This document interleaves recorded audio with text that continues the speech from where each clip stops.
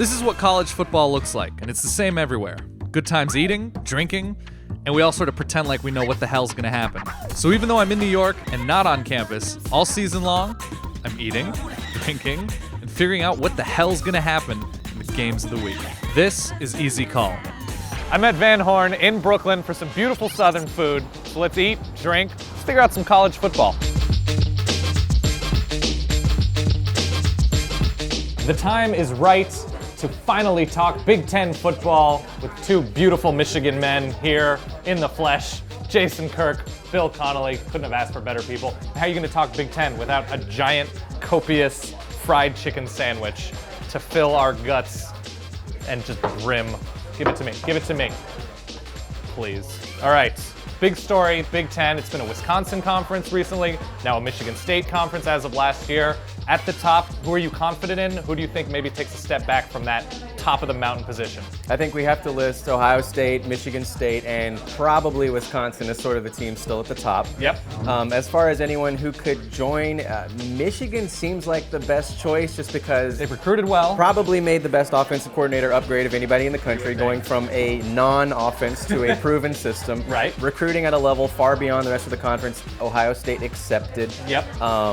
Don't lose a ton. Taylor Lewan is a big loss on the offensive line, Sure. but other than that, the losses should be somewhat sustainable. An experienced senior quarterback. Yep. Or a five-star They will sophomore, probably be able to rush for positive yardage in multiple games this year. So is Michigan State your team on the rise, essentially? I don't want to put words in your mouth. I think Michigan State can hold somewhat steady. Okay. Yourself? Well, yeah, I mean, Michigan's really, I think, the only team that can really threaten here. The offensive Right. line isn't going to be worse.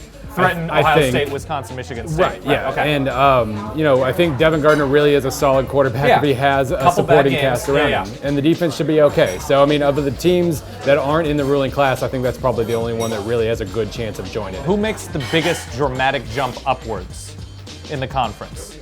I mean, Indiana's defense isn't going to get worse. Fair point.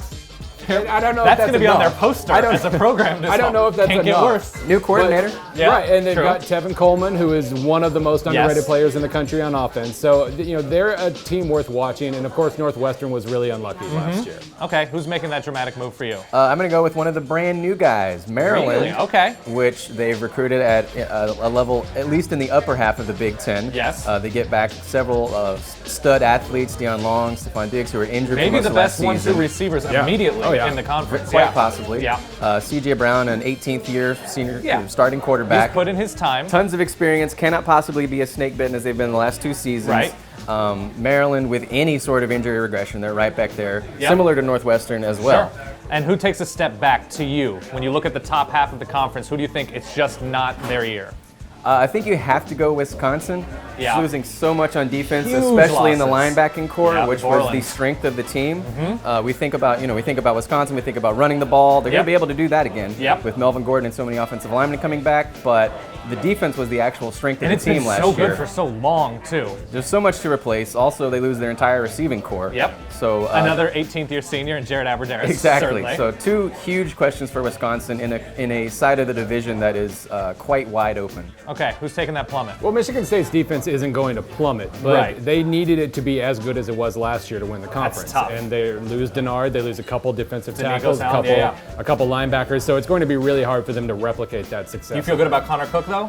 I feel that okay, offense? but the offensive line loses, I think, 3 starters. Yeah, at least a couple guards, yeah. But it should be decent. It's just, can it improve enough to offset the regression? Right. Okay, let's talk about something way more exciting than Big Ten football. Sorry, America. Fried chicken sandwiches. Ready. So we have fried chicken. We've got some sort of pickled cucumber situation, cabbage on there, hot sauce, some sort of ridiculous sauce on there. How is that? I'll tell you this. We're eating fried chicken. We're talking about the Big Ten, which means the SEC wins again. I can't argue with that. How are you feeling about this? It's really hard to do either really good or really bad chicken. Right. It's pretty easy. This is really good. This is is really really good. good. The crunch is good. I like that buttered bun. Everything's great about this. I love I already had to lick my fingers once. That's a blurb of blurbs. This is Big Ten football. This is a fried chicken sandwich. This is Van Horn. Sandwiches, modern Southern, everything you'd want in Brooklyn. Watch every single one of these conference previews because, come on, look at these beautiful people. It's college football.